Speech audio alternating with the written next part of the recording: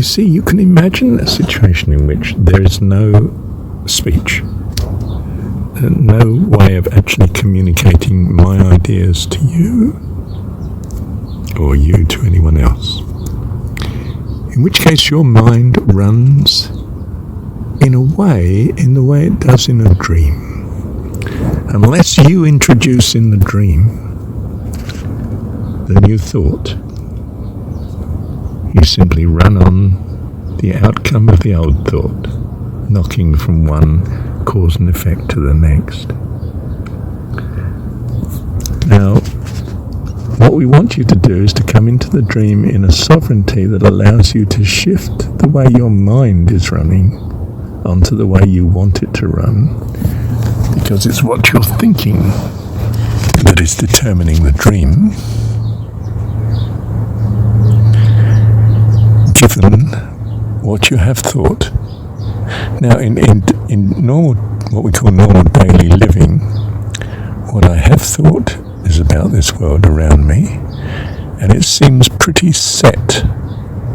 You know, the house is there whether I dream of it being a castle or not. In general. I can change things in that I move in the dream in a rational way that brings about, say, living in a much better house, castle if you like. And it may take a lot of effort, a lot of time, and may not be successful. But when you are dreaming, the mere thought that this could be dangerous puts your mind in thinking of the danger, and the danger starts to materialize and unroll in the dream. And what you need to be able to do is to say in the dream, my God rules all things. Thank you, God. And the more you're thinking of God, the less you're thinking of the way the dream would have unfolded, and now it's unfolding with thinking about God. We can do this with things like anger. You see that you're becoming angry, and perhaps at heart you'd rather not be an angry person. So you've become sensitive to, I'm becoming angry. That makes you an observer rather than the actor. And the more you're observing, the less you're acting angrily, because you're busy observing the anger. Do you see? You turn it against itself.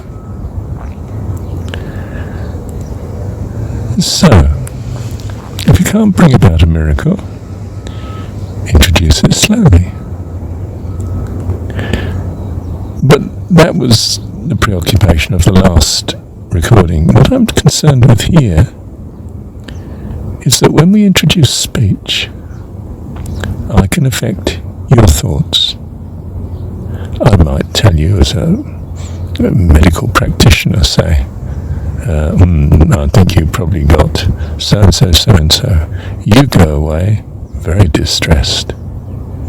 I don't mean that you necessarily create it if it's not there, but somehow it greatly affects now your well-being and happiness. You're very depressed, perhaps I should seek treatment, perhaps he's right, and so on and so forth. And that may be the way to change it. Of course, the treatment may work. Or you may find that you haven't actually got this illness. Then, that's a relief. But what I'm saying is that if you'd not been to the doctor, and I don't mean this is a better situation to be in, not have doctors, you hadn't been told so-and-so, at least wouldn't have worried about it so much until you got more trouble with it. And you then have worried about it in a different way, not necessarily seeing it as some fatal terminal illness. And therefore, even if it is some fatal terminal illness, you might stave it off considerably longer because you're much more optimistic about it than perhaps what an onlooker might think is warranted, namely the doctor. Now, obviously, speech is invaluable to us, communicating of ideas, and after all, I'm using that at the minute, aren't I? I'm communicating ideas to you, and therefore setting in motion, to some extent, more or less, a slightly different pattern of future behaviour that I hope to be particularly blessing to you, and you might see as beneficial, and therefore engage on it. But equally, equally, of course, this communication of words and speech around us all the time means that we're open to the wrong influence. Bad media, if you like, that, affects our well-being and happiness and concerns and so on and so forth. We could be told lies, for instance, and therefore we start to behave in a way appropriate to the lies, perhaps. But we should realise spontaneously, good company means good speech, good influence upon me. Wow, I can affect, to some extent, even the dream of reality. God does set all these laws up that seem pretty inflexible, but on the other hand, we seem to be able to use them in an incredible variety of possible outcomes. And we can influence which outcomes we move towards. And we do that by good thoughts. For instance, you get nowhere by no thoughts. And you go the wrong way by wrong thoughts, harmful thoughts. So it's mastery of the mind. And the Bhagavad Gita, of course, talks about this. And as I've said before, of course, Arjuna says to Krishna, but I can't control the mind. It's harder to control than the mighty wind. And Krishna replies, this is true. But with practice, you will be able to. So we practice good words, noble words, encouraging words. We avoid negativity, criticism, judgment, blame. We avoid gossip because that poisons other people's minds about third parties.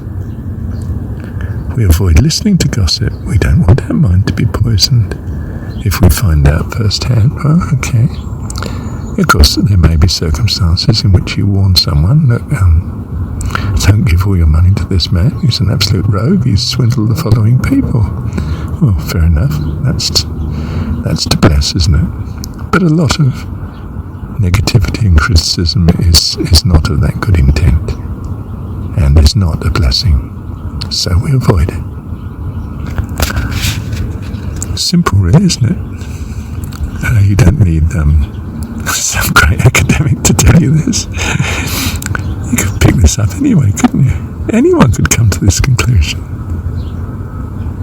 That's true. Well, we should follow through on it then, shouldn't we? Let our conversation be wonderful, uplifting, a blessing, encouraging, creative, lovely. Bless you. Thank you, Dad.